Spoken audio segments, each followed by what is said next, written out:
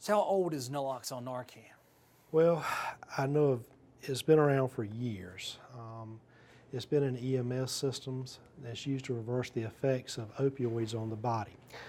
Essentially what happens with Narcan, it reverses the effects that opioids have on the neural receptors in the brain. Essentially the opioids will come in and they'll inhibit the neural receptors. The Narcan has introduced the version we use through the nose. It's injected up the nose and it reverses the effect on those neural inhibitors. Now,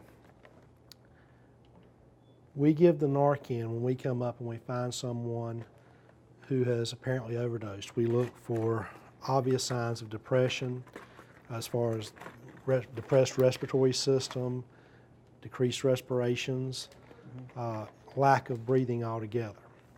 What we can do is we can take one of these little Narcan ampules, we'll take it out and we'll just simply squirt it up the nose.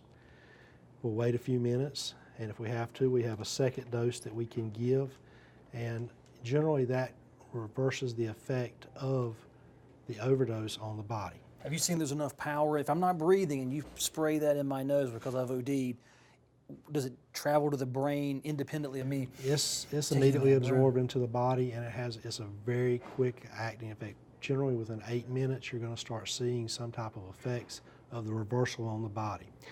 If you watch shows that are on television, some of the cop shows, live PD, things like that, you'll actually have seen them on more than one occasion give the Narcan to someone in the field. It's become commonplace in law enforcement. Now, with that drug, what happens if you as a sheriff's official with your emergency medical technician background, you apply the drug up the nose of the person? Do you stand back and watch? What happens and what are you on guard for? Well, Narcan, when you give it, we have to be alert for the person's reaction when they come out of it. A lot of times a person coming from a reversal will have a violent reaction.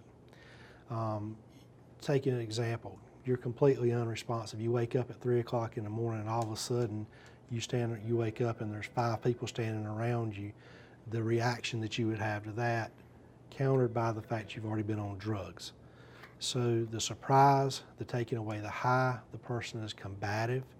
So we have to be on guard to make sure that we're not injured in addition to any other responders that come. Is that a natural response? I mean, you come from absolute nothingness. You're basically on your way to death, to wide awake. Are you sober if I'm on opioids and I take a Narcan or a Narcan dose is given to me, do I wake up sober?